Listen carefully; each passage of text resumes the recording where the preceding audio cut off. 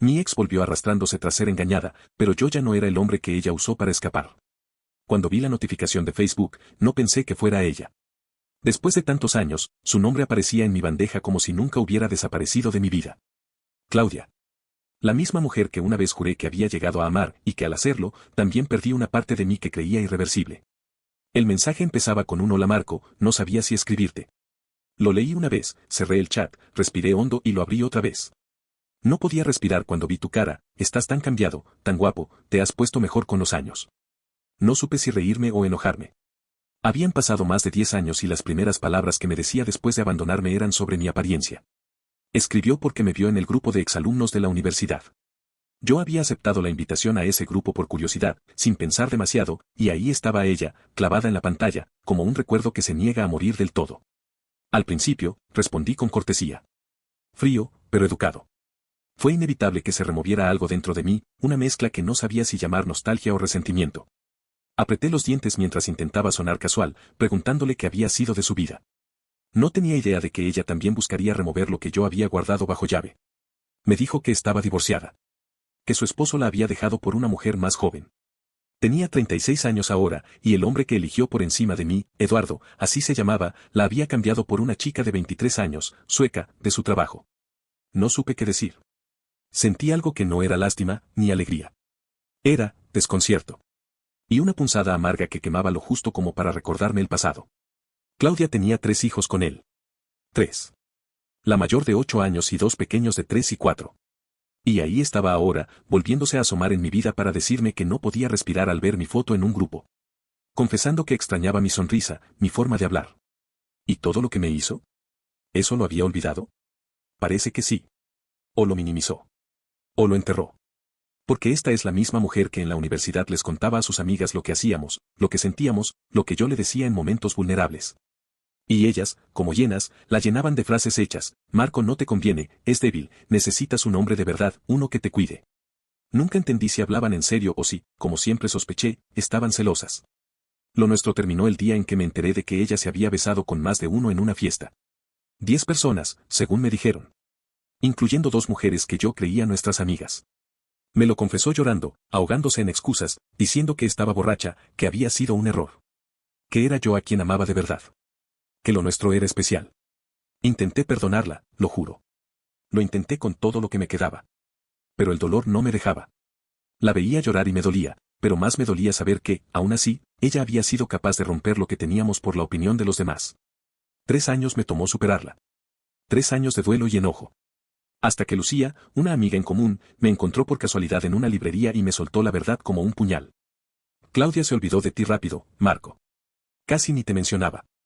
Salió con otros, incluso con uno de los del grupo. Yo lo supe entonces. Supe que todo lo que yo me había contado en la cabeza, las formas en que la idealicé o me pregunté qué hice mal, no valían nada. Porque ella no lloró por mí. No me buscó. No me quiso. Y aún así, ahora volvía. Cuando me escribió por primera vez, ya lo tenía todo claro. Yo no iba a ser su paño de lágrimas. Ya no era el muchacho que la adoraba ciegamente, el que lloró por ella en silencio, el que pidió explicaciones que nunca llegaron.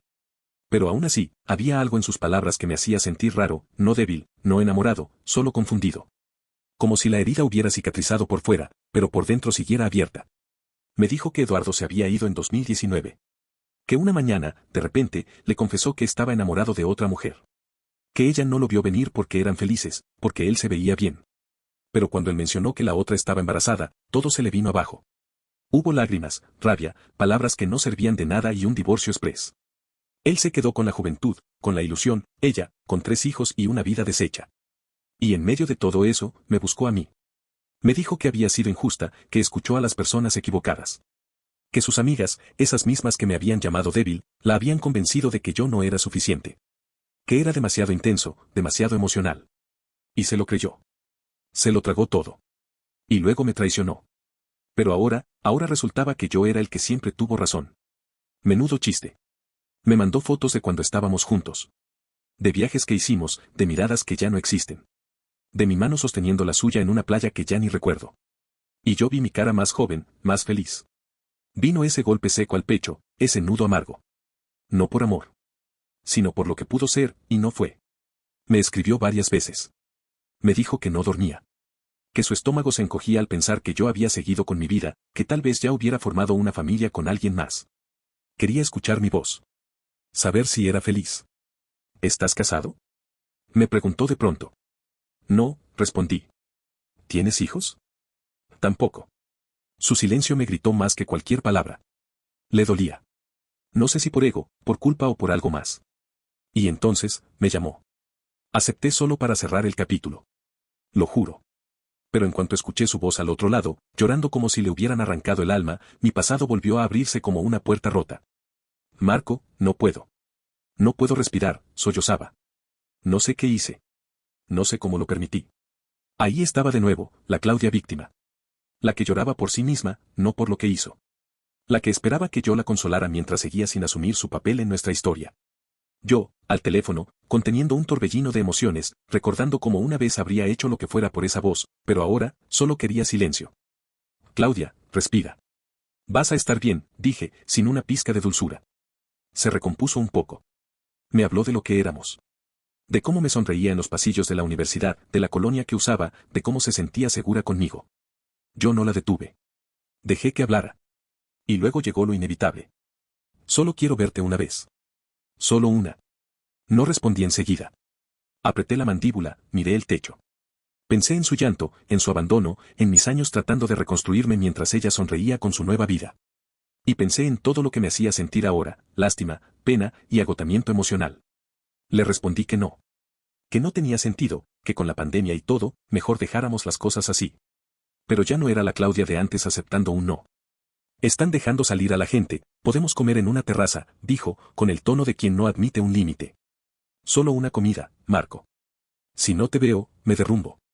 No contesté de inmediato. Y antes de que colgara, antes de que yo dijera algo más, me soltó la última bomba. Mis amigas, mi hermana, eligieron a Eduardo por mí. Dijeron que era lo mejor. Que tú no. Que tú nunca me cuidarías. Pero él me destruyó. Y ahora no sé a quién creerle. La llamada terminó con más lágrimas de su parte.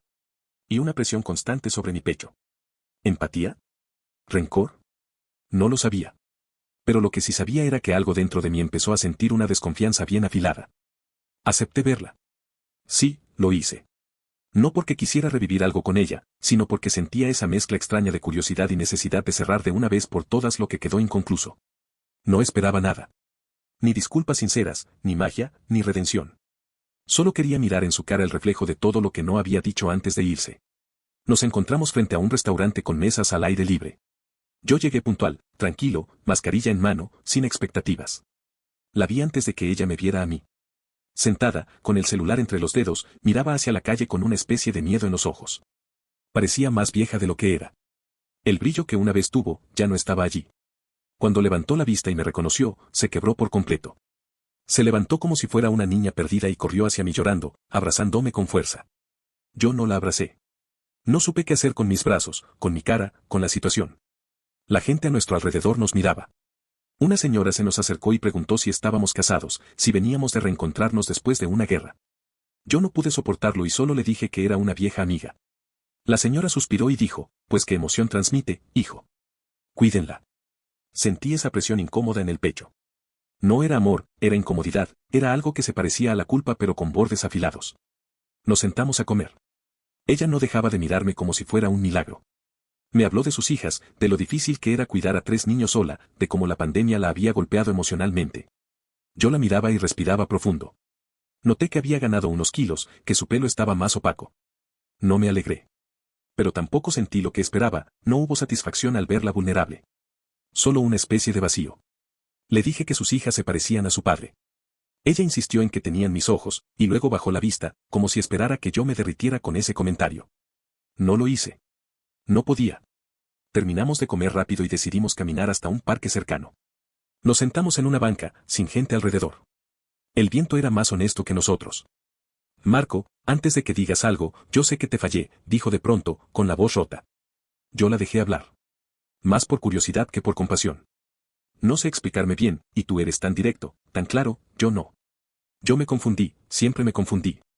Y ellos, miró hacia el vacío, como si viera a sus antiguas amigas, ellos me decían cosas. Me decían que tú no eras suficiente. Que ibas a cansarte de mí. Que necesitaba un verdadero hombre, alguien que supiera lo que quería. Ellos eligieron por mí. Yo solo, lo acepté. Yo apreté los labios. Su versión siempre fue esa, ella, víctima de las circunstancias. De sus amigas. De sus inseguridades. Pero nunca se deslindaba a sí misma de la culpa que tenía. No aguanté más. No voy a gritarte, empecé, con la calma más fría que pude reunir. Pero déjame entenderlo bien. Te dejaste convencer por gente que ni siquiera sentía nada por ti. Te acostaste con otros, con amigos nuestros, con esas chicas que me sonreían en la cara y me apuñalaban por la espalda. Y cuando me fui, cuando te rompí de mi vida, ni siquiera te preguntaste cómo estaba yo. Te fuiste, Claudia. Te fuiste y no volviste a mirar atrás. Y ahora vuelves porque ya no eres la joven perfecta que todos querían. Vuelves porque alguien más te rompió. ¿Y yo qué? ¿Soy el consuelo? ¿El repuesto? ¿La nostalgia? Ella comenzó a llorar, dándose golpecitos en el pecho, diciendo que lo sentía, que no sabía, que estaba perdida, que era inmadura. Que me había amado, pero que siempre tuvo miedo. La miré y pensé, entonces, después de todo, nunca fuiste para mí. Y yo tampoco para ti. Y aún así, en ese momento, una parte de mí, la parte tonta que todavía recordaba su sombra en mis sábanas, sintió lástima. No quiero que retrocedamos, Claudia. No quiero nada contigo. No puedo. Tienes hijos. Un pasado. Un mundo que no me pertenece, le dije al final. Ella siguió llorando. Yo me quedé inhalando el silencio. La acompañé hasta su carro, por educación. Quiso abrazarme de nuevo. Yo dudé, pero al final lo permití. Su abrazo no me estremeció. Solo sentí el peso de alguien que nunca supo lo que quiso, hasta que fue demasiado tarde. Esa noche, antes de dormir, recibió un último mensaje suyo. No voy a dejar de intentarlo. No voy a renunciar. Tú fuiste mi error. Pero también eres mi única verdad. No respondí. Después de esa despedida en el parque, me repetí una y otra vez que había hecho lo correcto. Que no le debía nada. Que era libre. Pero por alguna razón, el eco de sus palabras resonaba en mi cabeza cuando no quería escuchar nada. Los días siguientes intenté ignorarla. Me dediqué a lo mío, a mi rutina, a mis cosas, pero el silencio no duró mucho. Una noche, al revisar mis mensajes, vi una notificación suya en Facebook. Era un audio. No lo abrí. Lo eliminé sin escuchar. Quizá pensando que eso sería suficiente para que dejara de insistir. Pero 2 días después, justo antes de Navidad, me volvió a llegar otro mensaje. Esta vez un texto acompañado de una imagen con una frase cursi sobre perdonar para liberar al alma y la historia de alguien que madura tarde, pero madura al fin. Todo tan empapado de culpa emocional mal disfrazada de reflexión. Claudia seguía queriendo tocar fibras que ya no resonaban. Al menos no de la misma forma. No le respondí. No iba a reabrir un diálogo que solo me desgastaba. Ella había tenido su vida, sus elecciones, sus consecuencias. Y yo ya había pagado mi parte con años de silencio, de reconstrucción, de noches largas preguntándome por qué no fui suficiente. Ahora era su turno de lidiar con lo que cosechó. Y lo digo sin rencor. Solo, con claridad. Pero los mensajes no pararon. Unas semanas después, la reacción vino de otro lado. Me escribió alguien más, Tatiana, una de sus amigas de aquella época. La misma que años atrás la llenaba de veneno sobre mí. Eran cerca de las 11 de la mañana cuando recibí su mensaje. Lo primero que leí fue, eres un cobarde patético. No pude evitar soltar una risa seca. Así empezaba. Tatiana me reclamaba por no darle una segunda oportunidad a Claudia. Me acusaba de haber sido superficial, de solo haberla amado por su belleza.